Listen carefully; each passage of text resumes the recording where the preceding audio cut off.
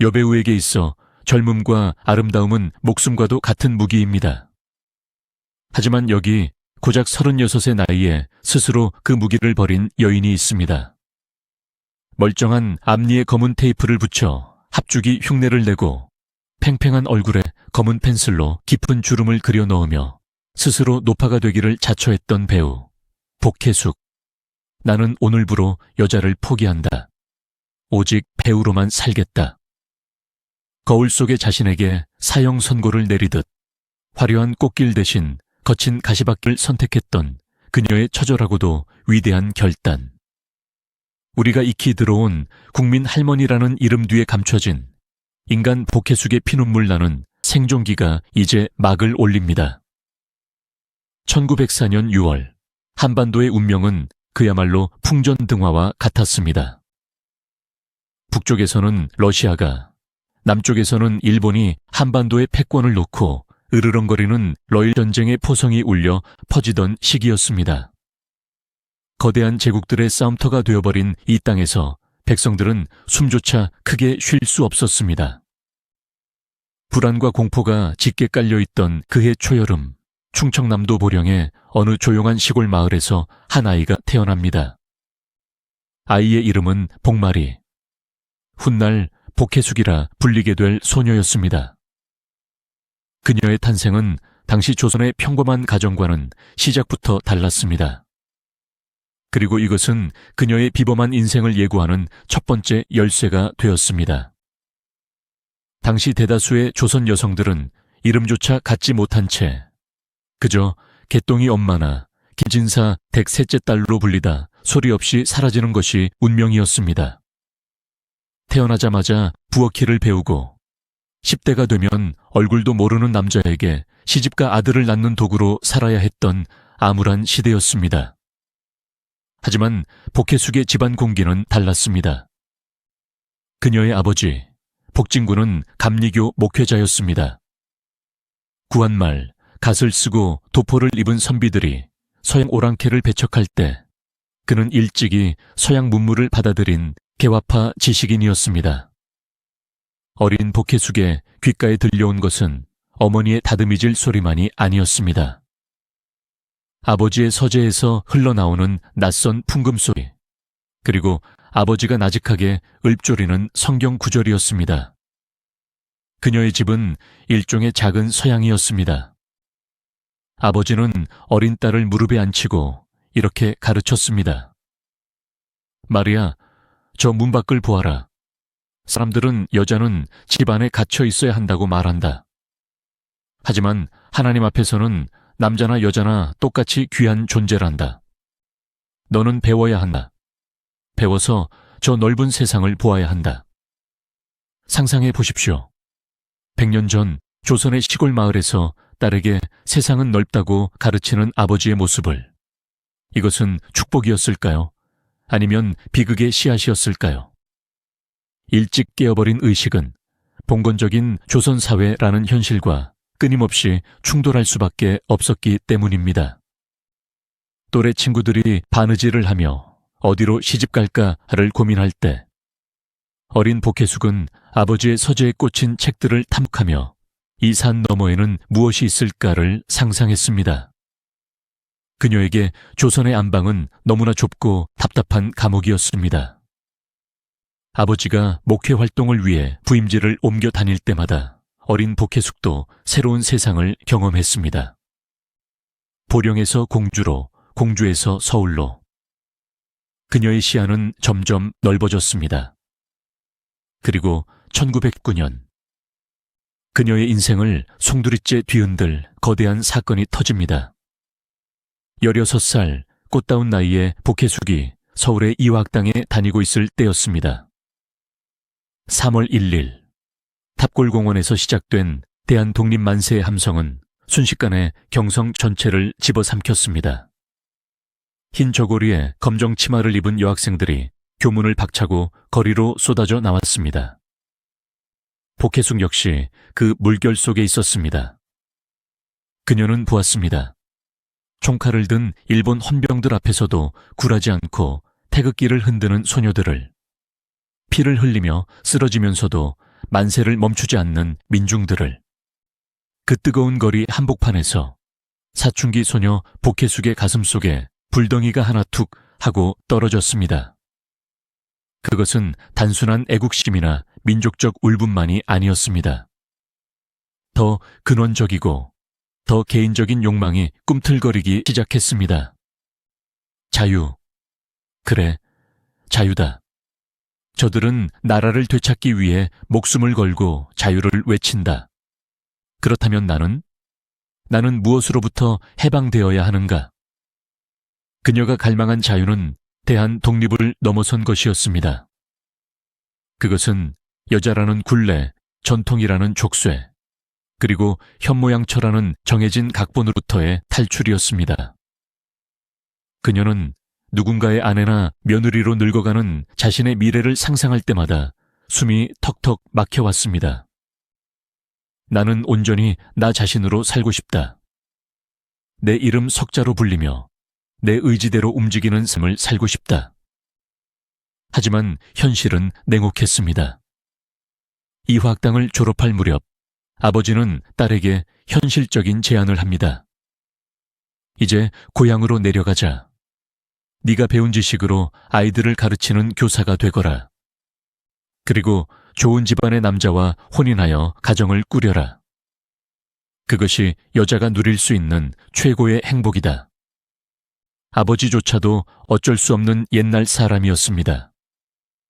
그가 딸에게 바란 것은 깨어있는 신여성이었지 세상을 떠도는 방랑자는 아니었습니다. 교사가 되는 것, 목사의 딸로서 지식인으로서 존경받으며 안정적으로 사는 삶. 대부분의 여성이라면 감지덕지하며 받아들였을 그 길이 복혜숙에게는 사형 선고처럼 들렸습니다. 책상 앞에 앉아 평생 칠판만 바라보다가 늙어 죽으라고? 그녀의 내면에서 뜨거운 무언가가 소리쳤습니다. 싫어. 나는 좁은 교실에 갇혀 있을 수 없어. 그녀는 탈출을 결심합니다. 하지만 무작정 가출을 할 수는 없었습니다.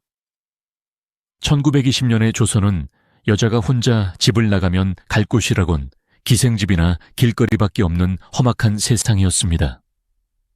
그녀는 영리했습니다. 아버지를 설득할 명분이 필요했습니다.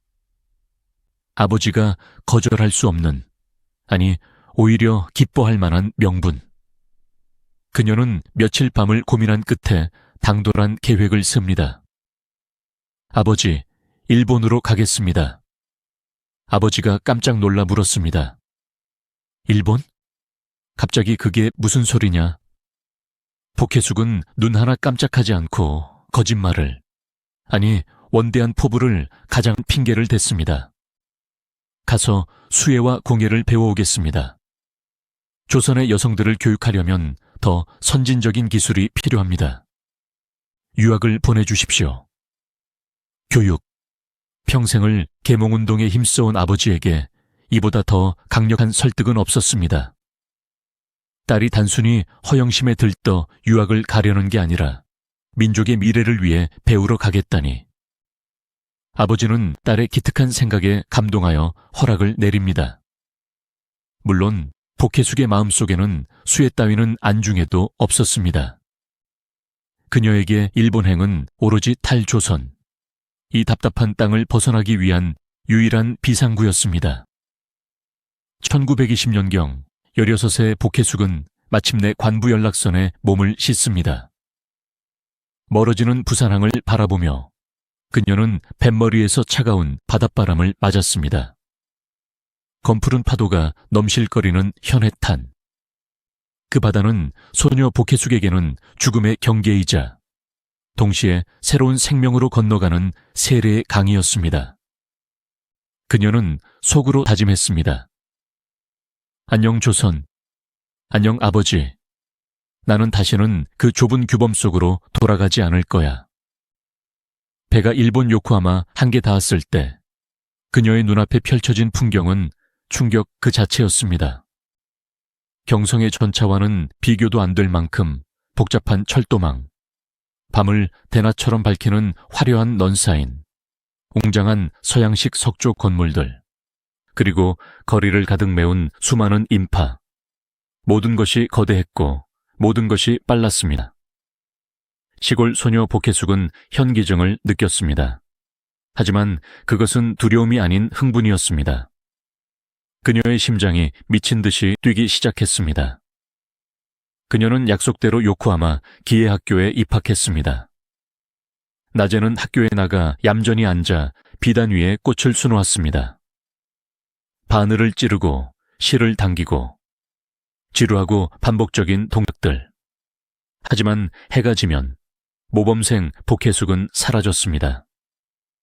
기숙사를 몰래 빠져나온 그녀는 전차를 타고 도쿄의 번화가 긴자나 아사쿠사로 향했습니다. 그곳은 별천지였습니다. 그녀의 발길을 사로잡은 것은 옷가게도 식당도 아니었습니다. 바로 극장이었습니다. 당시 일본은 다이쇼 로망이라 불리는 서구 문화를 스펀지처럼 빨아들이던 문화적 황금기였습니다. 극장에는 할리우드에서 갓 건너온 무성 영화들이 간판을 장식하고 있었고 무대 위에서는 일본 신극 배우들이 셰익스피어와 입센을 연기하고 있었습니다. 복혜숙은 난생 처음 활동사진이라 불리는 영화를 보게 됩니다. 어두컴컴한 극장 안. 영사기가 돌아가는 드르륵 소리와 함께 하얀 스크린 위로 빛이 쏟아졌습니다. 그리고 그 빛 속에서 서양의 여배우들이 살아 움직였습니다. 메리 픽포드의 사랑스러운 미소, 릴리안 기슈의 처연한 눈물. 소리는 들리지 않았지만 변사의 해설과 함께 움직이는 그녀들의 표정 하나하나가 복혜숙의 영혼을 관통했습니다. 그것은 충격이었습니다. 조선에서는 여자가 큰 소리로 웃거나 울면 경박하다고 손가락질을 받았습니다. 감정을 숨기고 억누르는 것이 미덕이었습니다. 그런데 저 스크린 속의 여자들은 달랐습니다. 그녀들은 온몸으로 사랑을 말하고 분노하고 절규했습니다. 그녀들의 감정은 날 것 그대로 살아 펄떡이고 있었습니다. 복혜숙은 숨을 쉴 수가 없었습니다. 수의 바늘 끝에서는 단 한 번도 느껴보지 못한 전율이 온몸을 휘감았습니다. 저것이다. 그녀가 어둠 속에서 중얼거렸습니다. 내가 해야 할 일은 차가운 비단 위에 가짜 꽃을 수놓는 것이 아니다. 저 스크린 속에서, 저 무대 위에서 진짜 사람의 인생을 살아내는 것이다.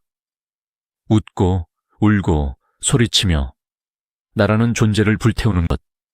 그것이 내가 갈 길이다. 그날부터 복혜숙의 이중생활이 시작되었습니다. 학교 수업은 빼먹기 일쑤였고 밥을 굶어가며 모은 돈은 모두 영화표를 사는데 들어갔습니다. 영화가 끝나고 기숙사로 돌아오는 길, 그녀는 밤거리를 걸으며 낮에 보았던 배우들의 표정을 흉내냈습니다. 쇼윈도 유리창에 비친 자신의 얼굴을 보며 눈썹을 찌푸려보고 입꼬리를 올려보았습니다. 울다가 웃고 화내다가 절망하는 자신의 얼굴. 그녀는 거울 속에서 낯선 여자를 발견했습니다. 복마리가 아닌 1000개의 얼굴을 가진 또 다른 자신을. 그녀는 본능적으로 깨달았습니다. 자신이 배우가 되기 위해 태어났음을. 신이 자신에게 부여한 운명은 목사의 딸도 현모양처도 아닌 바로 광대임을. 하지만 운명은 그리 쉽게 문을 열어주지 않았습니다. 유학 생활이 끝나갈 무렵 그녀는 선택의 기로에 섭니다. 이대로 일본에 남아 배우의 길을 걸을 것인가? 아니면 아버지와의 약속을 지키기 위해 조선으로 돌아갈 것인가? 아직 그녀에게는 아버지를 거역할 힘이 없었습니다. 그리고 경제적인 자립 능력도 없었지요. 결국 그녀는 아쉬움을 뒤로 한 채 수료증 한 장을 들고 귀국길에 오릅니다. 조선으로 돌아온 복혜숙은 아버지의 주선으로 강원도에 있는 금화여학교에 수혜교사로 부임합니다. 겉으로 보기에 그녀는 완벽하게 성공한 신여성이었습니다.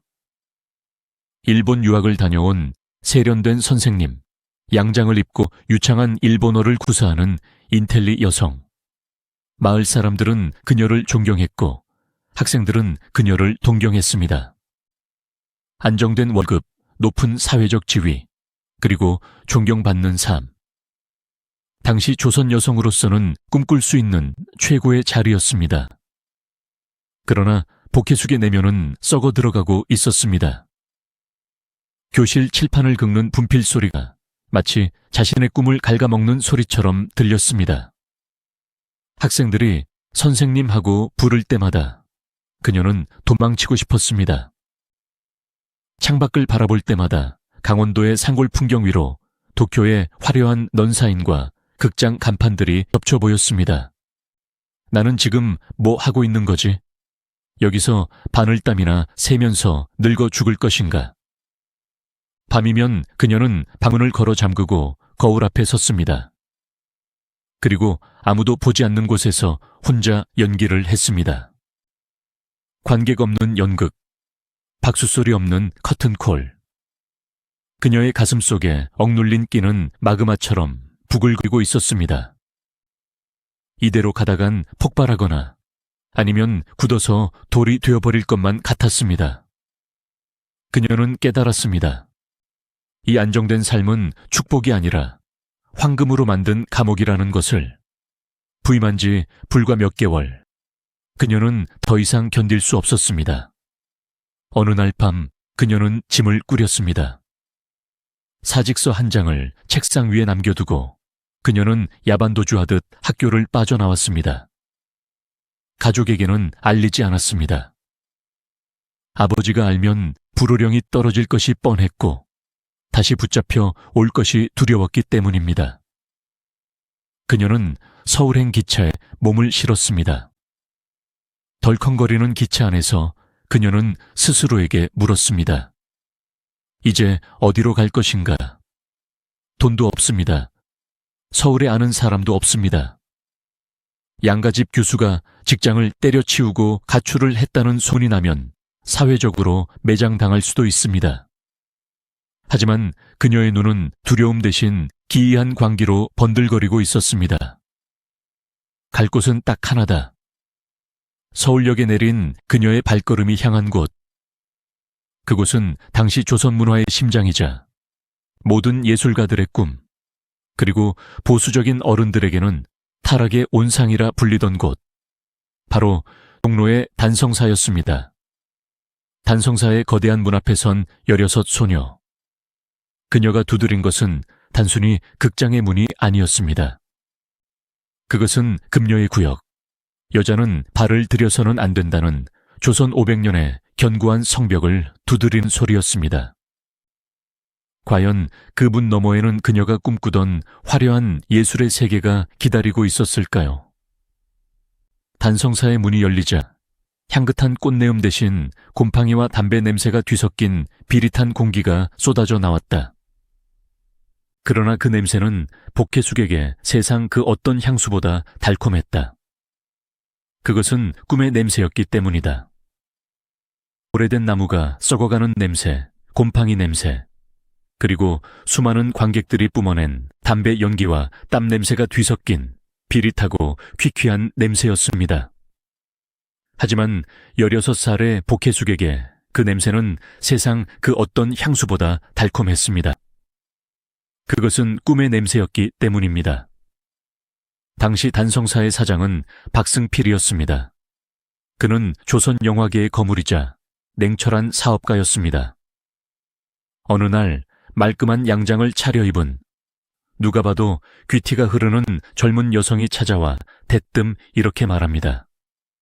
저를 배우로 써주십시오. 박승필은 자신의 귀를 의심했습니다. 기생이나 먹고 살 길 없는 천한 신분의 여자들이 찾아오는 일은 있었어도 유학까지 다녀온 인텔리 여성이 스스로 제 발로 이 시궁창 같은 바닥에 들어오겠다니요. 아가씨, 여기가 어딘 줄 알고 이러시오. 썩 집에 돌아가서 시집이나 가시오. 박승필은 코웃음을 쳤습니다. 하지만 복혜숙은 물러서지 않았습니다. 그녀의 눈빛은 절박했습니다. 배우가 안 된다면 청소라도 시켜주십시오. 매표소 표를 팔아도 좋고 배우들의 잔심부름을 해도 좋습니다. 제발 이 극장 안에 숨 쉴 수 있게만 해주십시오. 그녀의 고집은 쇠심줄 같았습니다. 결국 박승필은 며칠 버티다 도망가겠지 하는 마음으로 그녀를 받아줍니다. 물론 배우가 아니라 자빌꾼으로 말이죠. 그날부터 모던 걸 복혜숙은 사라졌습니다. 대신 걸레를 든 복마리가 단성사의 바닥을 기어 다니기 시작했습니다. 그녀의 일상은 처참했습니다. 새벽같이 나와 극장 문을 열고 빗자루질을 하고 배우들이 마실 차를 끓이고 선배들의 담배 심부름을 했습니다. 손가락 마디마디가 트고 무릎에는 멍이 들었습니다. 유학 시절 고운 비단 위에 자수를 놓던 섬세한 손은 금세 거칠어졌습니다. 동료 자벽부들은 그녀를 보고 수군거렸습니다. 저 여자는 미친 게 분명해. 그 좋은 학벌 두고 왜 사서 이 고생이야. 하지만 복혜숙은 행복했습니다. 몸은 고되었지만 그녀의 눈과 귀는 언제나 무대 위를 향해 열려 있었기 때문입니다. 청소를 하는 척하면서 그녀는 무대 뒤편 어둠 속에 숨어 리허설을 훔쳐보았습니다. 당대 최고의 스타였던 김도산, 이경손 같은 배우들이 대사를 맞추고 감정을 잡는 모습을 보며 그녀는 숨죽여 그 호흡을 따라했습니다. 그녀에게 단성사의 마룻바닥은 청소구역이 아니라 세상에서 가장 훌륭한 영희 학교였습니다. 여기서 우리는 잠시 당시에 기이한 연극 문화를 짚고 넘어가야 합니다. 1920년대 초반까지 조선의 연극 무대에는 진짜 여자가 없었습니다. 믿기지 않으시죠? 조선시대 남사당패의 전통이 남아있던 시절, 여자가 얼굴을 내놓고 무대에 서는 것은 사회적 금기였습니다. 그것은 곧 몸을 파는 행위와 동일시되었습니다. 그렇다면 여자 주인공 역할은 누가 했을까요? 바로 남자였습니다. 이를 여형 배우라고 불렀습니다. 선이 고운 남자 배우가 짙게 화장을 하고 치마 저고리를 입고 목소리를 가늘게 변조하여 여자 흉내를 냈습니다. 관객들은 그것이 가짜인 줄 알면서도 의뢰 그러려니 하고 보았습니다. 남자가 쥐어짜는 듯한 콧소리로 아이고 서방님 하며 우는 모습. 그것이 당시 심파극의 전형적인 풍경이었습니다. 복혜숙은 무대 구석에서 그 모습을 지켜보며 주먹을 꽉 쥐었습니다. 저건 가짜야. 저건 여자의 진짜 슬픔이 아니야. 왜 남자가 여자의 인생을 흉내내야 하지? 내가 하면 더 잘할 수 있는데. 내가 진짜 여자의 눈물을 보여줄 수 있는데. 기회는 우연을 가장하여 찾아왔습니다. 어느 늦은 밤 공연이 모두 끝난 텅 빈 극장. 복혜숙은 아무도 없는 무대 위에 몰래 올라갔습니다. 손에는 걸레 자루를 쥐고 있었지만 그녀의 마음속에서 그것은 화려한 부채였고 비단 손수건이었습니다. 그녀는 낮에 보았던 주연 배우의 대사를 읊기 시작했습니다. 가성이 아닌 진짜 여자의 목소리로 왜 나를 버리시나요? 이럴 줄 알았다면 차라리 만나지나 말 것을. 그녀의 목소리가 텅 빈 객석을 울렸습니다. 감정이 격해지자 그녀의 눈에서 눈물이 주르륵 흘러내렸습니다. 그녀는 무아지경에 빠져 있었습니다. 바로 그때였습니다. 어둠 속에서 누군가 걸어 나왔습니다. 복혜숙은 쏘스라치게 놀라 걸레를 떨어뜨렸습니다. 조애, 죄송합니다. 저는 그저... 그녀가 고개를 숙이며 뒷걸음질 칠 때 그 남자가 말했습니다. 계속해보게. 아주 듣기가 좋구먼. 그는 당시 조선 최고의 인기 변사이자 연극인 김덕경이었습니다. 그는 우연히 극장에 들렀다가 허름한 작업복을 입은 청소부 아가씨가 웬만한 주연 배우보다 더 절절하게 연기를 하는 것을 목격한 것입니다. 김덕경은 단박에 알아봤습니다. 이 여자의 눈 속에 도사리고 있는 뜨거운 불꽃을, 그리고 그녀의 목소리가 가진 호소력을. 자네, 이름이 뭔가? 복마리입니다. 마리라, 이름도 특이하군. 자네, 언제까지 걸레질만 할 텐가? 진짜 무대에 서보고 싶지 않나? 심장이 터질 것 같았습니다. 복혜숙은 고개를 세차게 끄덕였습니다. 김덕경의 추천으로 그녀는 극단 신극좌에 입단하게 됩니다.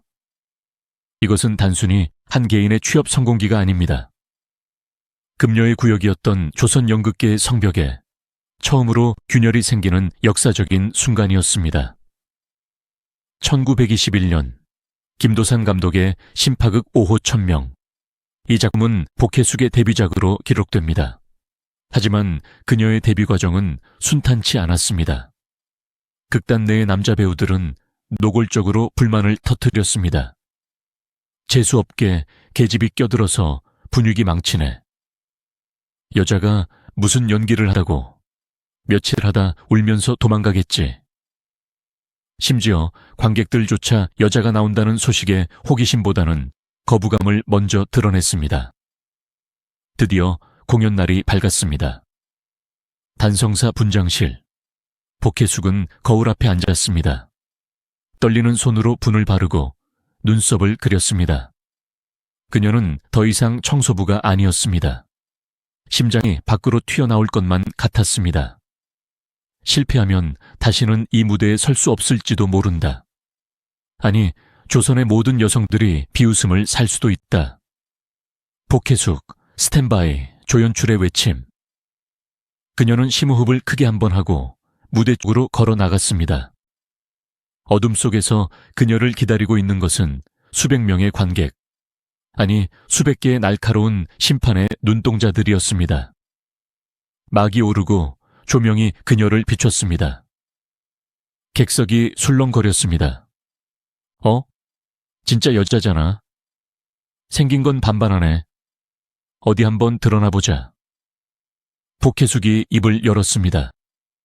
그녀의 첫 대사가 극장 안에 울려 퍼졌습니다. 그것은 굵은 목소리를 억지로 쥐어짜는 남자의 가성이 아니었습니다.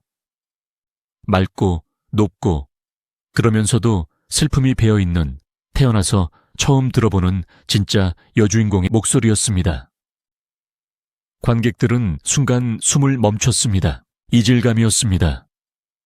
늘 보던 여장 남자가 아니었으니까요. 하지만 그 이질감은 곧 전율로 바뀌었습니다. 극이 절정으로 치닫고 복혜숙이 오열하는 장면. 그녀는 과장된 몸짓을 하지 않았습니다. 대신 가슴을 치며 흐느꼈고 그 눈물은 볼을 타고 턱 밑으로 뚝뚝 떨어져 조명을 받아 반짝였습니다. 아이고, 객석 앞줄에 앉아있던 아줌마들이 손수건을 꺼내 눈물을 훔치기 시작했습니다. 그 울음소리는 전염병처럼 번졌습니다. 여기저기서 훌쩍이는 소리가 들려왔습니다. 관객들은 비로소 깨달았습니다. 아, 저게 진짜구나. 우리가 지금까지 봤던 건 인형극이었어. 저 여자가 흘리는 눈물이 진짜 어미의 눈물이고 진짜 아내의 눈물이구나. 공연이 끝났습니다. 잠시의 정적, 그리고 단성사가 떠나갈 듯한 박수갈채가 쏟아졌습니다. 무대 위에 서 있던 복혜숙의 다리가 풀렸습니다. 그녀는 비틀거렸지만 벅차오르는 감동에 주체할 수 없이 흐르는 눈물을 닦으며 관객들을 향해 깊이 허리를 숙였습니다. 그 박수 소리는 그녀에게 이렇게 말하는 것 같았습니다. 인정한다. 너는 광대가 아니다. 너는 예술가다. 다음 날 경성의 신문들은 앞다퉈 대서특필했습니다. 조선의 새 별이 뜨다. 최초의 여배우 복혜숙, 관객을 울리다. 하루아침에 그녀는 장안의 화제가 되었습니다. 사람들은 그녀의 얼굴을 보기 위해 극장 앞으로 몰려들었습니다. 어제까지 바닥을 닦던 소녀가 하룻밤 사이에 경성 최고의 신데렐라가 된 것입니다. 하지만 빛이 강하면 그림자도 짙은 법입니다. 최초라는 타이틀은 영광스러운 왕관이었지만 동시에 그녀의 목을 조르는 가시 면류관이기도 했습니다. 보수적인 사회의 시선은 여전히 따가웠습니다. 목사의 딸이 딴따라가 됐다며 얼굴 팔고 웃음 파는 기생이랑 다를 게 뭐야. 아버지의 분노, 친척들의 절연 선언, 그리고 극단 내부의 시기와 질투. 남자 배우들은 자신들의 밥그릇을 빼앗아간 이 당돌한 신인 여배우를 곱지 않은 시선으로 바라보았습니다. 복혜숙은 외로웠습니다. 무대 위에서는 화려한 조명을 받았지만 막이 내리고 분장을 지우면 그녀는 철저히 혼자였습니다. 그녀는 다짐했습니다. 그래, 짖을 테면 짖어라. 나는 멈추지 않는다. 고작 심파극 따위로 만족하지 않겠다. 나는 더 높은 곳으로 갈 것이다. 진짜 연기, 진짜 예술을 할 것이다. 그녀의 갈증은 커져만 갔습니다. 단순히 눈물을 짜내는 심파극은 그녀의 지적인 허기를 채워주지 못했습니다. 그녀는 일본 유학 시절 보았던 인간의 내면을 파고드는 서구의 사실주의 연극을 갈망했습니다. 그리고 운명처럼 그녀의 그 갈증을 채워줄 구원투수들이 나타납니다. 바로 1923년 일본 유학파 엘리트들이 결성한 전설적인 극단. 조선 연극의 수준을 단숨에 끌어올린 혁명가들. 토월회와의 만남이 그녀를 기다리고 있었습니다. 연극 무대에서 피어오른 불꽃은 이제 스크린이라는 더 거대한 신세계를 향해 옮겨붙기 시작했습니다. 토월회에서의 경험으로 연기에 깊이를 더한 복혜숙. 그녀는 단순히 연기만 하는 배우가 아니었습니다. 커피를 마시고 재즈를 부르며 사랑을 쟁취하는 경성의 가장 뜨거운 아이콘. 바야흐로 복혜숙이라는 태양이 가장 높이 떠올랐던 모던걸의 전성기가 펼쳐집니다. 1920년대 초반, 조선의 연극계는 신파의 홍수에 잠겨 있었습니다. 이수일과 심순애로 대표된 뻔한 사랑 타령과 억지 눈물. 관객들은 울기 위해 극장에 왔지만 지식인들은 혀를 찼습니다. 언제까지 저런 유치한 장난질이나 볼 것인가? 우리에게도 진짜 연극이 필요하다. 그 목마름이 극에 달했을 때 복혜숙의 인생에 구원과도 같은 만남이 찾아옵니다. 1923년 도쿄 유학파 출신의 엘리트들이 주축이 되어 결성한 극단 토월회. 현실을 딛고 서서 이상을 바라본다는 그들의 이름처럼 토월회는 당시로서는 혁명적인 집단이었습니다. 그들은 톨스토이, 체홉, 입센 같은 서구 대문호대 작품을 번역하여 인간의 고뇌와 사회의 모순을 날카롭게 파헤치는 사실주의 연극을 표방했습니다. 복혜숙에게 토월회는 물 만난 물고기가 뛰어놀 수 있는 거대한 바다였습니다. 그녀는 이미 일본 유학 시절 서구식 연기를 목격했던 경험이 있었기에 그들의 이상을 누구보다 잘 이해했습니다. 1925년 토월회의 정기공연 톨스토이 원작에 복혜숙은 여주인공 카추샤 역을 맡았습니다. 순진했던 하녀에서 귀족에게 버림받고 타락하여 죄수가 되었지만 끝내 영혼의 구원을 얻는 비극적인 여인. 이 복잡하고 다층적인 내면을 가진 캐릭터를 연기하기에 기존의 신파 배우들은 역부족이었습니다. 오직 복혜숙만이 가능했습니다. 그녀는 무대 위에서 예쁘게 보이려 하지 않았습니다. 머리를 산발하고 맨발로 바닥을 기었습니다. 그녀가 법정 장면에서 억울함을 호소하며 울부짖을 때 그것은 연기가 아니었습니다. 식민지 조선에서 그리고 남성 중심의 사회에서 억압받아온 모든 여성들의 한이 그녀의 성대를 찢고 터져 나온 것이었습니다. 나는 죄인이 아닙니다. 나를 이렇게 만든 건 당신들입니다. 객석은 찬물을 끼얹은 듯 조용했습니다. 그리고 곧이어 훌쩍이는 소리가 아닌 통곡 소리가 터져 나왔습니다. 관객들은 카추샤에게서 잃어버린 나라를 보았고 짓밟힌 자신의 누이들을 보았습니다. 공연이 끝난 후 언론은 그녀에게 최고의 찬사를 바쳤습니다. 조선의 카츄샤, 연기의 마녀. 이제 그녀는 단순한 최초의 여배우가 아니었습니다. 조선 연극의 수준을 한 단계 끌어올린 진정한 아티스트로 인정받게 된 것입니다. 하지만 시대의 수레바퀴는 멈추지 않고 굴러갔습니다. 연극 무대가 좁게 느껴질 만큼 거대한 괴물이 조선 상륙을 준비하고 있었습니다. 바로 활동사진 영화였습니다. 1926년 한국 영화사의 기념비적인 해입니다. 나운규에 이 개봉하여 민족의 울분을 터뜨렸던 바로 그 해, 복혜숙 역시 스크린이라는 신세계로 발을 들여놓습니다. 조선키네마 프로덕션의 창립작품, 영화 농중조. 제목부터 의미심장합니다. 새장에 갇힌 새. 이 영화에서 복혜숙은 봉건적인 인습이라는 새장에 갇혀 신음하다가 끝내 자유를 찾아 날아오르는 신여성을 연기했습니다. 영화 촬영장은 연극 무대와는 차원이 달랐습니다. 관객의 반응을 실시간으로 볼 수 없는 차가운 카메라 렌즈, 감독의 컷 소리에 맞춰 감정을 끊었다 이었다 해야 하는 낯선 환경. 하지만 복혜숙은 본능적으로 카메라를 사랑했습니다. 그녀의 얼굴은, 특히 그녀의 눈빛은 클로즈업 숏에서 폭발적인 힘을 발휘했습니다. 무대에서는 잘 보이지 않았던 미세한 표정의 떨림, 눈가에 고이는 눈물 한 방울까지 카메라는 놓치지 않고 포착했습니다. 영화가 개봉되자 극장 앞은 인산인해를 이루었습니다. 스크린 속에 거대하게 확대된 복혜숙의 얼굴을 보며 사람들은 홀린 듯 빠져들었습니다.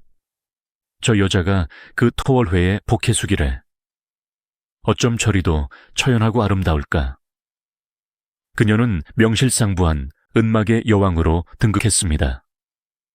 이제 무대 밖에 복혜숙을 만날 차례입니다. 1920년대 후반의 경성은 모던의 열풍에 휩싸여 있었습니다. 그리고 그 중심에 복혜숙이 있었습니다. 스크린 속의 비련의 여주인공? 현실의 복혜숙은 전혀 달랐습니다. 그녀는 당시 예술가들의 아지트였던 종로의 다방을 하나 엽니다. 이름하여 비너스. 이곳은 단순한 찻집이 아니었습니다. 당대 최고의 문인 화가, 영화인들이 모여들어 예술과 인생을 논하고 시대를 한탄하던 살롱이었습니다. 천재 시인 이상이 구석자리에 앉아 커피를 마시고, 화가 나혜석이 그림을 그리고, 소설가 김동인이 담배를 피우던 곳, 그리고 그 한가운데에 여주인 복혜숙이 있었습니다. 그녀는 다방 한켠에 마련된 작은 무대에서 마이크를 잡았습니다. 그녀의 입에서 흘러나온 노래는 구슬픈 민요나 트로트가 아니었습니다.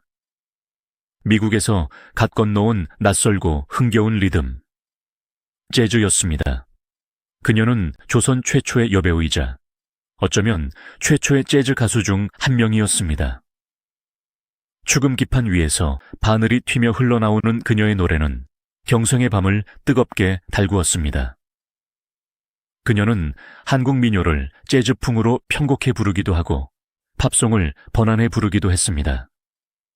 낮에는 영화 촬영장에서 비극의 히로인으로, 밤에는 화려한 조명 아래서 재즈를 부르는 모던걸.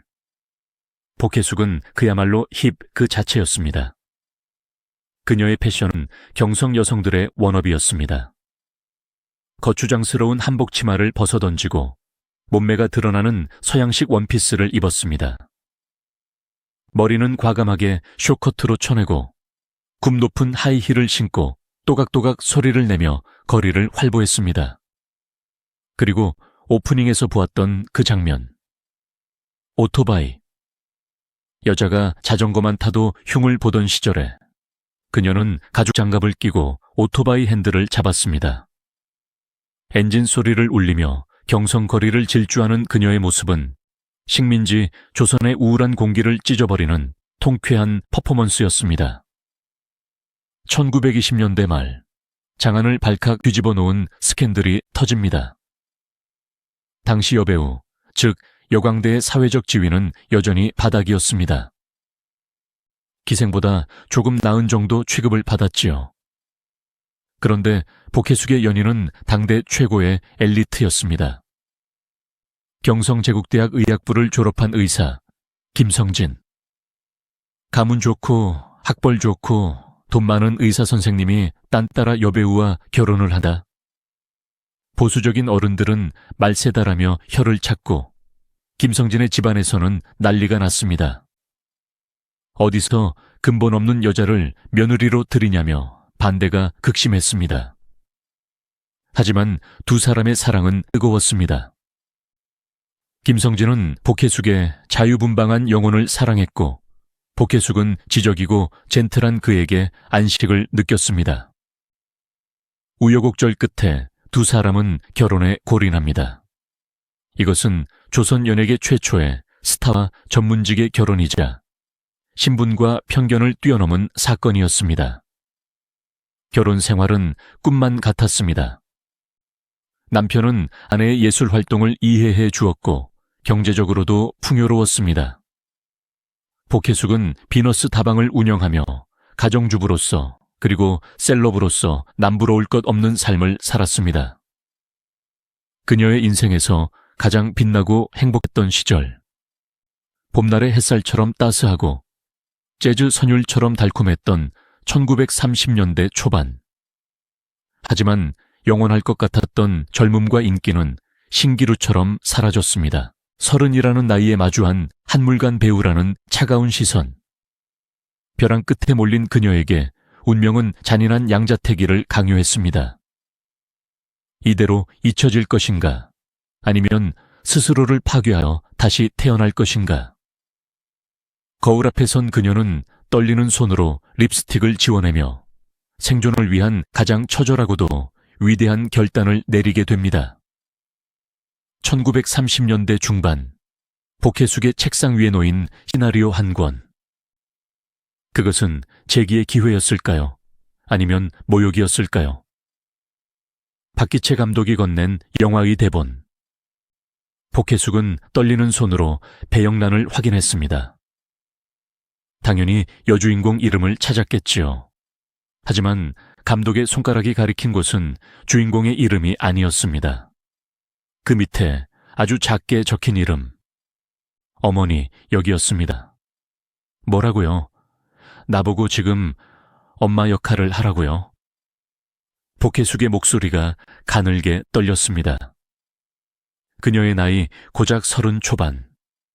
지금으로 치면 한창 멜로 영화의 주인공을 맡을 나이이다.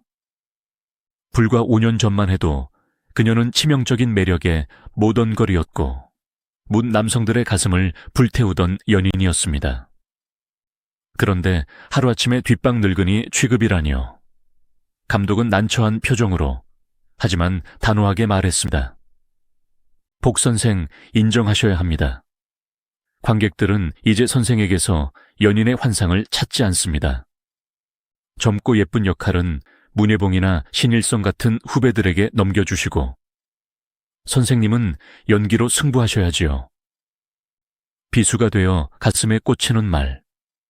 자존심이 상한 복혜숙은 당장이라도 대본을 집어던지고 자리를 박차고 나가고 싶었습니다. 내가 복혜숙이야.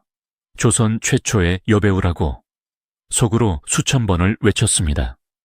하지만 그녀는 그 자리에서 움직일 수 없었습니다. 왜냐하면 감독의 말이 뼈아픈 진실임을 그녀 자신도 알고 있었기 때문입니다.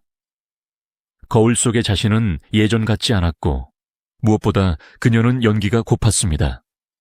미치도록 카메라 앞에 서고 싶었습니다. 주연이 아니면 안 한다고 버티다가는 영영 이 바닥에서 잊혀질 것이 뻔했습니다. 그날 밤 비너스 다방의 문을 걸어 잠그고 복혜숙은 홀로 남았습니다. 화장대 앞에 앉은 그녀. 그녀의 손에는 평소 즐겨 바르던 붉은 립스틱이 들려 있었습니다. 그녀는 거울 속의 여자를 노려보았습니다. 젊음의 미련을 버리지 못하고 과거의 영광을 붙잡고 있는 초라한 여자를. 그녀는 결심합니다. 그래, 세상이 나를 늙었다고 한다면 보여주겠다. 어설프게 늙은 척하는 게 아니라 진짜 늙음이 무엇인지 뼈저리게 보여주겠다. 그녀는 스스로에게 사형 선고를 내립니다. 배우 복혜숙은 살고 여자 복혜숙은 오늘부로 죽는다. 이때부터 복혜숙의 영희 인생 제2막, 아니 가장 처절하고 위대한 변신의 역사가 시작됩니다. 1940년 최인규, 방한준 감독의 영화. 이 영화는 가난 때문에 수업료를 내지 못하는 소년의 슬픈 이야기를 다룬 작품입니다. 복혜숙에게 제안 들어온 배역은 소년의 할머니였습니다. 어머니도 아닌 70 먹은 꼬부랑 할머니. 당시 복혜숙의 나이 36이었습니다. 촬영 당일 분장실. 복혜숙은 분장색에 맡기지 않았습니다. 그녀는 직접 붓을 들었습니다. 곱게 빗어 넘긴 머리카락에 하얀 분칠을 하여 백발을 만들었습니다. 탱탱한 피부 위에 검은 펜슬로 깊은 주름을 하나하나 그려 넣었습니다. 이마에, 눈가에, 입가에. 그것은 단순히 선을 긋는 게 아니라 자신의 얼굴을 도화지 삼아 세월의 고통을 조각하는 작업이었습니다. 그리고 결정적인 순간, 그녀는 입을 벌렸습니다. 가지런한 치아가 너무 젊어 보였습니다. 그녀는 망설임 없이 검은 테이프를 가져와 앞니에 붙였습니다. 마치 이가 다 빠져버린 합죽이 노인처럼 보이게 말이죠. 허리를 굽히고 지팡이를 짚었습니다. 걸음걸이를 연습했습니다. 젊은 여자의 사뿐거리는 걸음이 아니라 관절 마디마디가 쑤시는 노인의 힘겨운 발걸음. 목소리도 바꾸었습니다. 성대 깊은 곳을 긁어내어 쇳소리가 나는 걸걸한 탁성을 만들어냈습니다. 분장실 문이 열리고 그녀가 걸어 나왔을 때 촬영장은 찬물을 끼얹은 듯 조용해졌습니다. 스태프들은 눈을 비볐습니다. 누구세요? 설마 복 선생님? 분명 30대에 못 온 걸 복혜숙이 들어갔는데 나온 사람은 영락없는 70대 시골 노파였습니다. 감독조차 기절초풍할 뻔했습니다. 선생님, 정말 대단하십니다. 레디, 액션, 카메라가 돌아가기 시작했습니다. 할머니가 된 복혜숙이 가난한 손자를 끌어안고 오열하는 장면. 아이고, 내 새끼, 이놈의 가난이 원수지. 그녀의 입에서 터져나온 울음소리는 연기가 아니었습니다. 그것은 화려했던 젊음을 제 손으로 장사지낸 여인의 통곡이었고 자신을 버리려 했던 세상을 향한 분노의 절규였으며 살아남기 위해 자존심을 시궁창에 처박아야 했던 배우의 처절한 생존 신고였습니다. 현장에 있던 스태프들도 지켜보던 구경꾼들도 모두 울었습니다. 그녀의 구분 등, 떨리는 손끝, 초점 잃은 눈동자. 모든 것이 완벽한 할머니였습니다. 그날 이후 충무로에서 복혜숙을 한물간 배우라고 부르는 사람은 아무도 없었습니다. 대신 사람들은 그녀를 이렇게 불렀습니다. 천의 얼굴을 가진 마녀, 진정한 대배우. 그녀는 스스로 꼬시기를 포기하고 거친 나무가 되기로 선택함으로써 비로소 영원한 생명력을 얻게 된 것입니다. 이때부터 그녀는 노역 전문 배우라는 독보적인 영역을 개척합니다. 집 없는 천사, 30 중반의 나이에 그녀는 조선의 모든 어머니, 모든 할머니의 얼굴을 대변하기 시작했습니다. 하지만 개인적인 시련을 극복하고 배우로서의 입지를 다지려던 찰나, 시대라는 거대한 괴물이 다시 한번 그녀의 목덜미를 낚아챘습니다. 1930년대 후반에서 1940년대로 넘어가는 시기. 한반도의 하늘은 잿빛으로 변해갔습니다. 이제는 중일 전쟁을 일으키고 대동아 공영권이라는 미명 아래 아시아 전체를 전쟁의 불길 속으로 몰아넣고 있었습니다. 조선은 병참기지가 되었고 조선의 젊은이들은 총알바디로, 조선의 딸들은 끔찍한 위안소로 끌려가던 암흑의 시대. 일제는 문화라는 이름의 칼을 빼들었습니다. 영화는 더 이상 오락이 아니다. 영화는 황국 신민을 만드는 무기다. 1940년 악명 높은 이 공포됩니다. 조선의 모든 영화사는 강제로 통폐합되어 조선영화 주식회사라는 거대한 관영기구 하나로 흡수되었습니다. 이제 조선 땅에서 만들어진 모든 영화는 일본 천황을 찬양하고 전쟁 지원을 독려하는 내용이어야만 했습니다. 우리말 대사는 금지되었고 영화의 모든 내용은 일본어로 채워져야 했습니다. 배우들도 예외는 아니었습니다.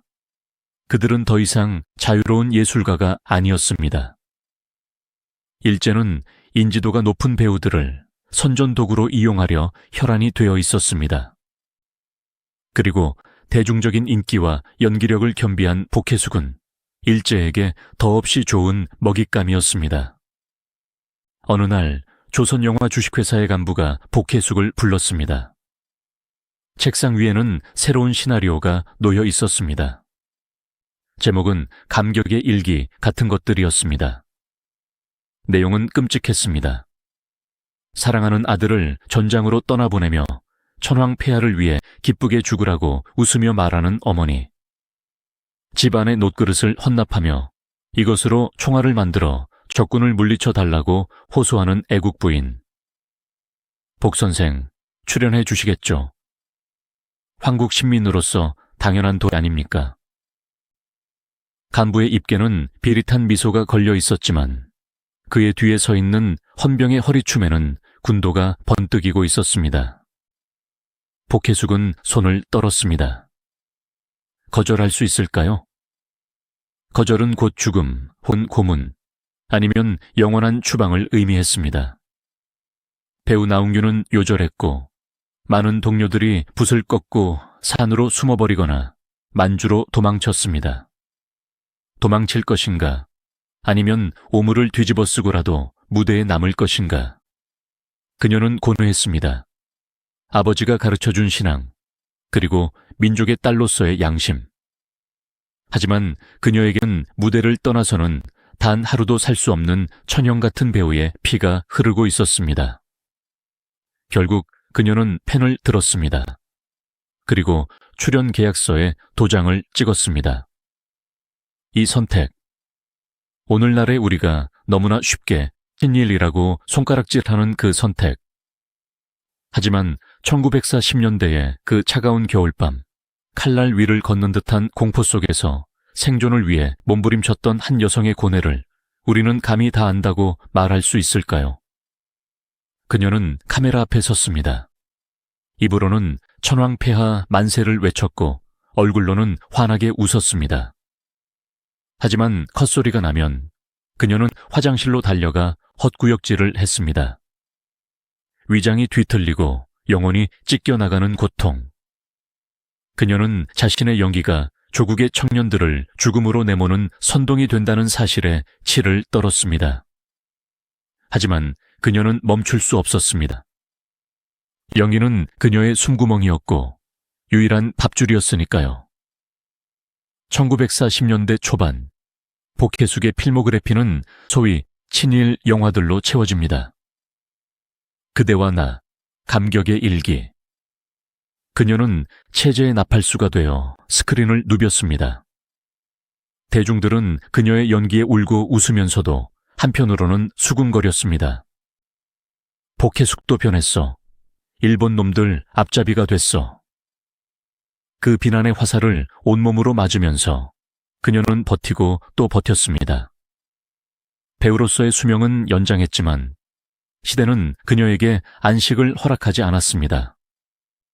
일제 강점기의 암흑이 거치고 해방의 빛이 비추나 싶었지만 곧바로 한반도를 집어삼킨 전쟁의 포화.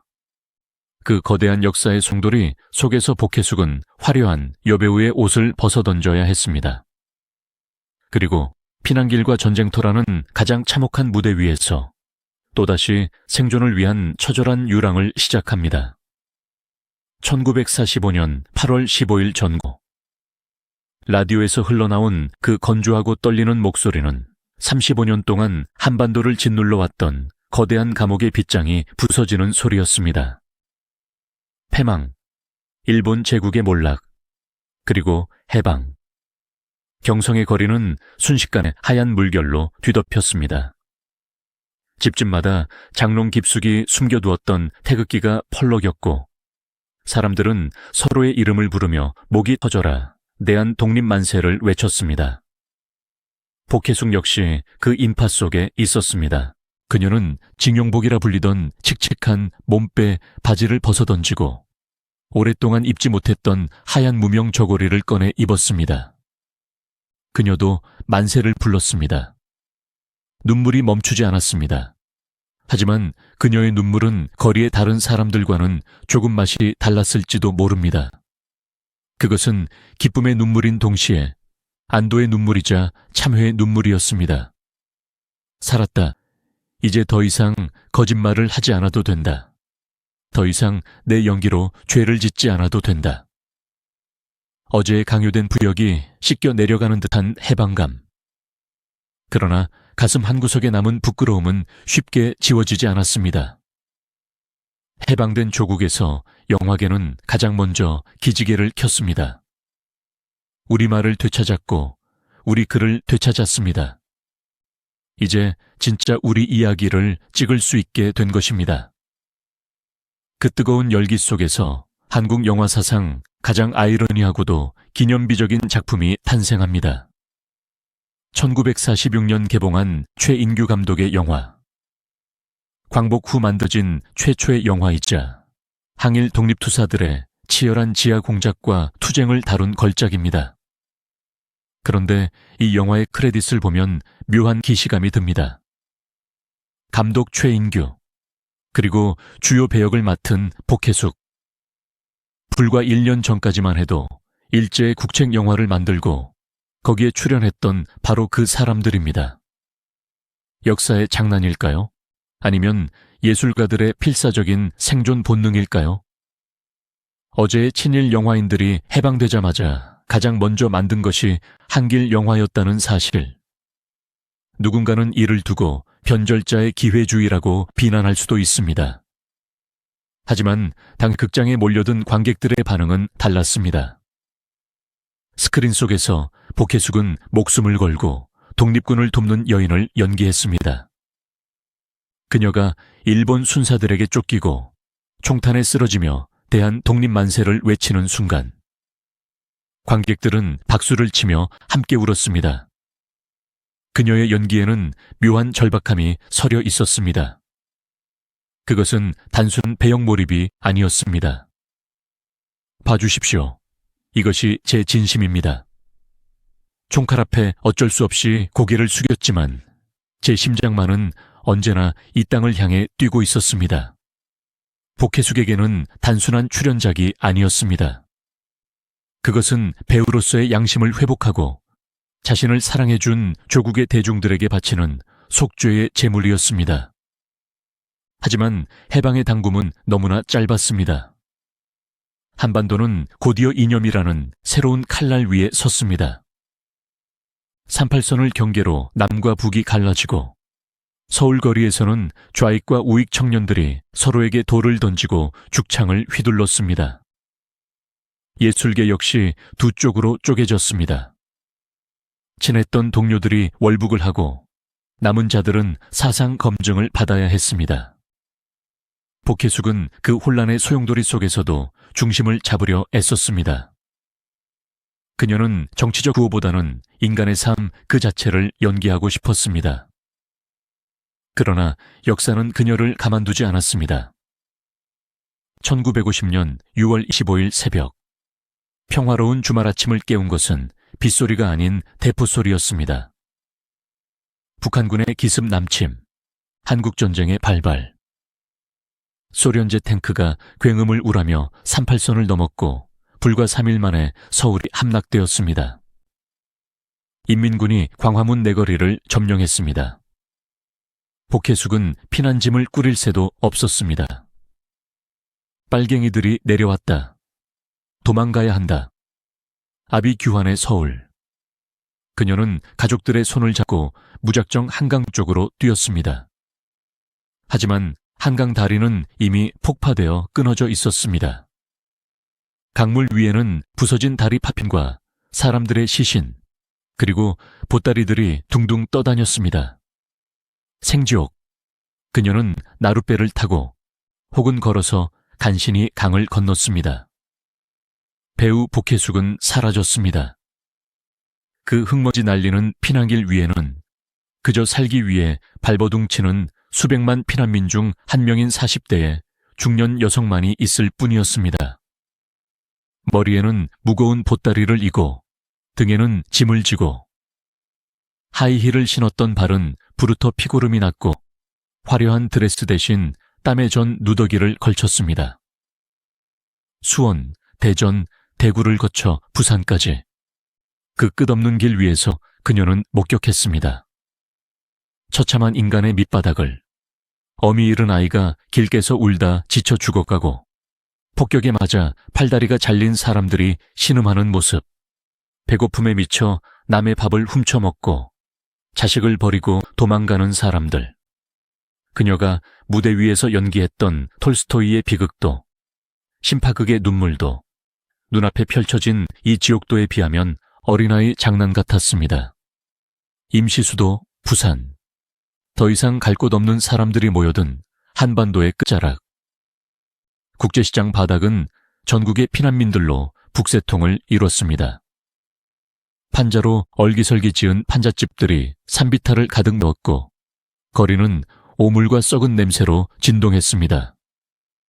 왕년의 대스타들도 예외는 아니었습니다. 살아야 했습니다. 누구는 미군 부대에서 나온 꿀꿀이죽을 사 먹었고 누구는 길바닥에 좌판을 깔고 미제 담배나 양말을 팔았습니다. 복혜숙 역시 자존심 따위는 개나 줘버려야 했습니다. 당장 오늘 먹을 한 끼가 없는데 예술이 무슨 소용이란 말입니까? 하지만 인간은 빵만으로 살 수 없는 존재라는 것을 전쟁은 역설적으로 증명해 주었습니다. 그 아비규환 속에서도 극장은 문을 열었습니다. 사람들은 공포를 잊기 위해 혹은 실컷 울어버리기 위해 영화를 찾았고 연극을 보았습니다. 복혜숙은 다시 일어섰습니다. 그녀는 국방부 정운국 소속의 문화공작대에 합류했습니다. 총 대신 마이크를 들고 전방을 도는 일이었습니다. 이것은 일제강점기의 선전 활동과는 달랐습니다.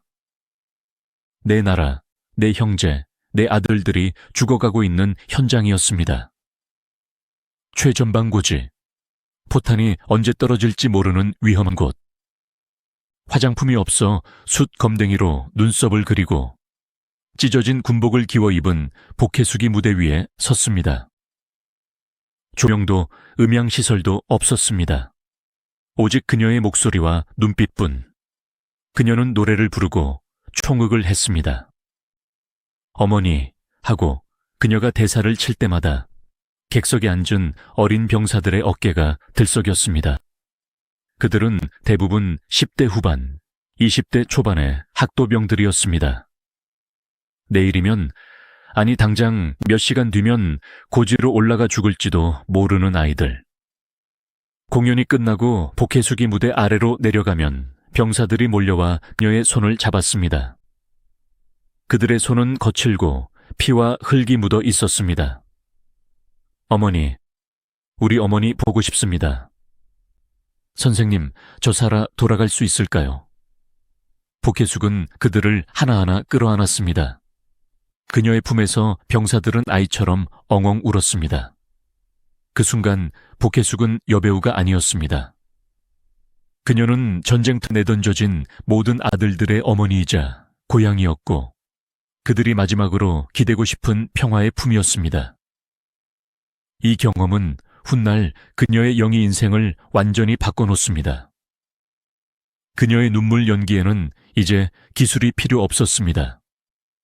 부산 피난 시절과 전방 위문 공연의 기억이 그녀의 영혼에 진짜 비극을 문신처럼 새겨 넣었기 때문입니다. 포성은 멈췄지만 폐허가 된 땅에는 상처 입은 영혼들만이 남았습니다. 하지만 복혜숙은 그 전쟁의 슬픔을 연기의 자양분으로 삼아 전후 한국 사회를 위로하는 국민 어머니로 거듭납니다. 스크린 위에서 토해낸 그녀의 절규는 시대의 아픔 그 자체였습니다.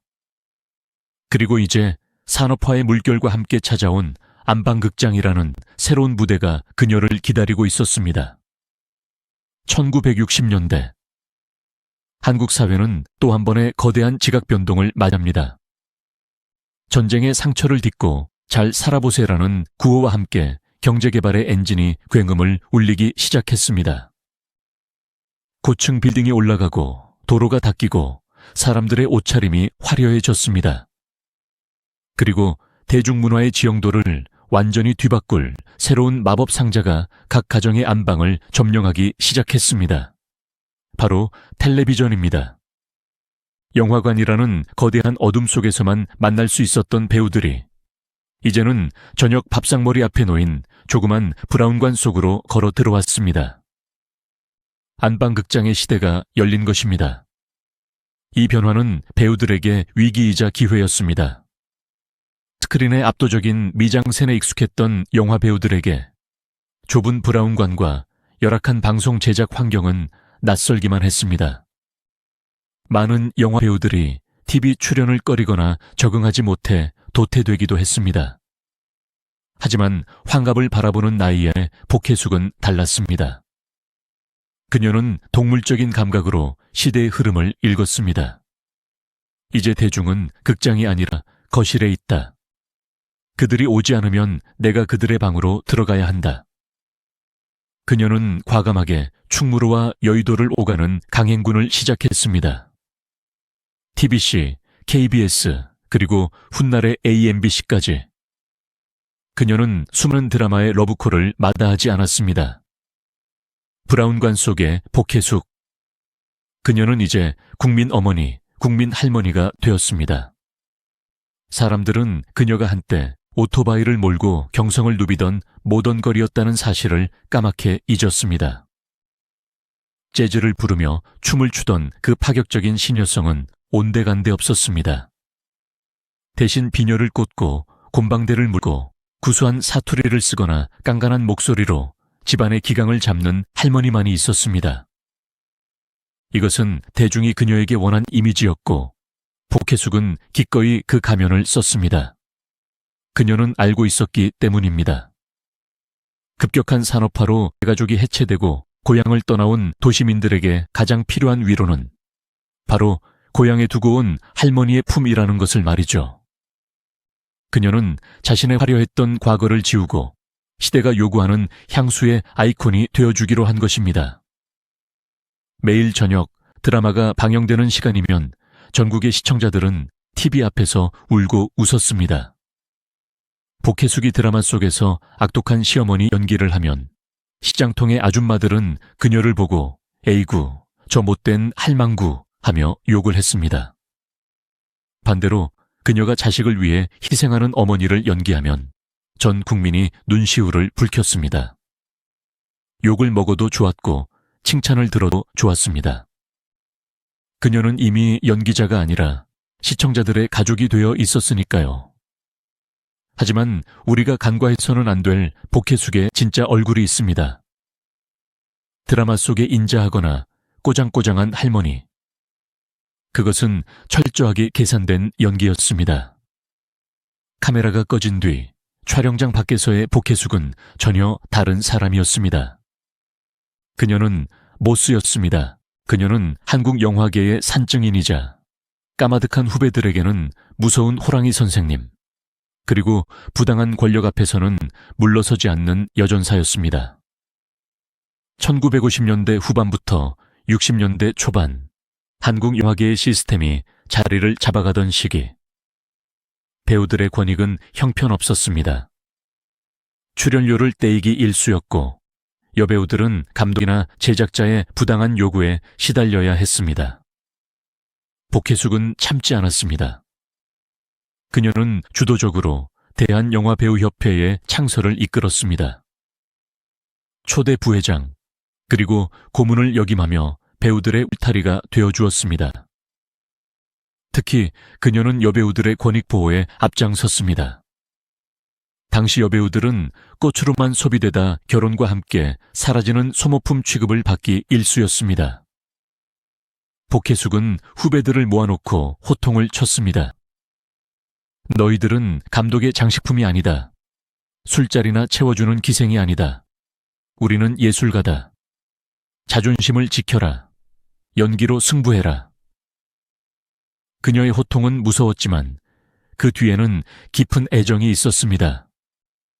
촬영장에서 여배우가 부당한 대우를 받으면 지팡이를 짚고 달려가 감독에게 삿대질을 하며 싸운 것도 복혜숙이었습니다.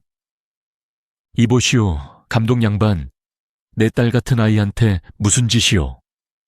김지미, 엄앵란, 그리고 신성일 같은 당대의 톱스타들도 복혜숙 앞에서는 고개를 숙이고 어머니라 부르며 어려워했습니다. 그녀는 충무로의 정신적인 지주이자 든든한 바람막이였습니다. 세월은 흘러 1970년대가 되었습니다. 한강의 기적이라 불리는 고도성장의 그늘 아래 한국 사회는 유신체제라는 긴 겨울을 맞이하고 있었습니다. 장발 단속, 미니스커트 단속, 문화 검열이 일상화되던 숨막히는 시대. 어느덧 7순을 넘긴 노배우 복혜숙.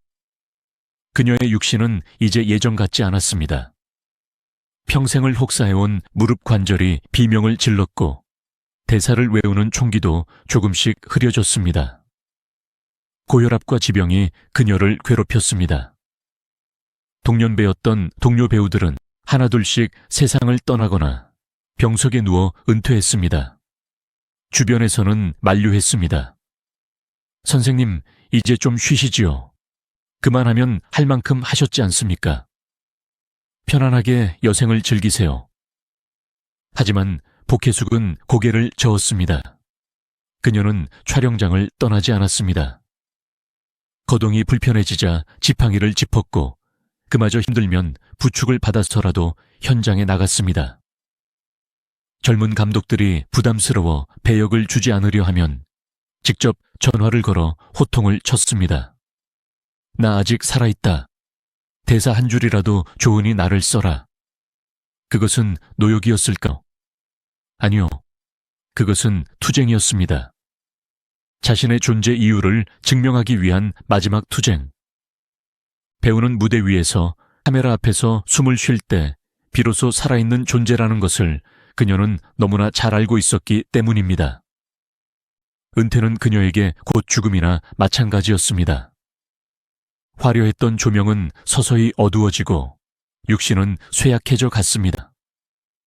하지만 7순이 넘은 나이에도 마지막 순간까지 대본을 놓지 않았던 그녀의 집념은 죽음조차 갈라놓을 수 없는 숭고한 사랑이었습니다.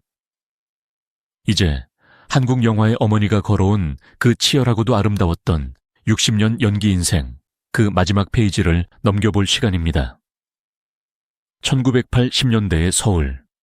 한강의 기적은 완성되었고 도시는 거대한 메트로폴리스가 되었습니다. 컬러 텔레비전에서는 화려한 쇼 프로그램이 쏟아져 나왔고 거리는 젊은이들의 팝송 소리로 가득 찼습니다. 모든 것이 빛의 속도로 변해가는 그 현기증 나는 세상 한구석. 마포구의 낡은 자택에는 시간의 흐름을 거스르는 한 여인이 살고 있었습니다. 백발이 성성한 78배의 노배우 복혜숙. 왕년의 모던걸은 이제 돋보기 안경 없이는 성경책의 깨알 같은 글씨를 읽기 힘든 노인이 되었습니다. 화려했던 조명이 꺼진 뒤 그녀의 일상은 고요하다 못해 적막했습니다. 남편은 먼저 세상을 떠났고 자식도 없는 텅 빈 집. 가끔 찾아오는 후배 배우들이나 교회 신도들이 유일한 말벗이었습니다. 하지만 늙은 호랑이는 사냥을 멈추지 않는 법입니다. 그녀의 육체는 쇠약해져 지팡이에 의지해야 했지만 가슴 속에 타오르는 연기를 향한 불꽃은 오히려 더 맹렬해졌습니다. 그녀는 죽음을 예감하고 있었을까요? 그녀는 조급해 보였습니다. 나는 아직 보여줄 것이 남았다. 이대로 사라질 수는 없다. 무대 위에서 쓰러지는 한이 있더라도 마지막으로 한 번만 더 카메라 앞에 서고 싶다. 1981년 그 간절한 기도가 하늘에 닿았던 것일까요? 충무로의 젊은 거장 이장호 감독으로부터 연락이 왔습니다. 영화 낮은 대로 임하소서. 실존 인물인 시각장애인 안유한 목사의 휴먼 스토리를 다룬 이 작품은 1980년대 한국 영화계가 내놓은 수작 중 하나였습니다. 이장호 감독은 복혜숙에게 주연이 아닌 조연을 부탁했습니다. 주인공 안유한을 따뜻하게 감싸주는 신앙의 선배, 지혜로운 노인 역할. 분량은 많지 않았습니다. 대사도 몇 마디 없었습니다. 하지만 복혜숙은 그 제안을 듣자마자 아이처럼 기뻐했습니다. 고맙소, 이 감독. 나를 잊지 않고 찾아줘서 정말 고맙소. 독실한 감리교 신자였던 그녀에게 이 영화는 운명처럼 다가왔습니다. 자신의 평생 신앙을 증명할 수 있는 작품이자 배우로서의 마지막 불꽃을 태울 수 있는 무대. 그녀는 떨리는 손으로 대본을 받아 들었습니다. 종이 냄새, 잉크 냄새. 그것은 그녀가 16살 때부터 평생을 맡아온 그녀의 영혼을 뛰게 만드는 유일한 향기였습니다. 그러나 야속하게도 그녀의 육신은 영혼의 속도를 따라가지 못했습니다. 1982년 가을, 영화 촬영을 준비하던 중 평소 앓고 있던 고혈압과 노안이 급격히 악화되었습니다. 그녀는 자리에 눕게 되었습니다. 의사는 고개를 저었습니다.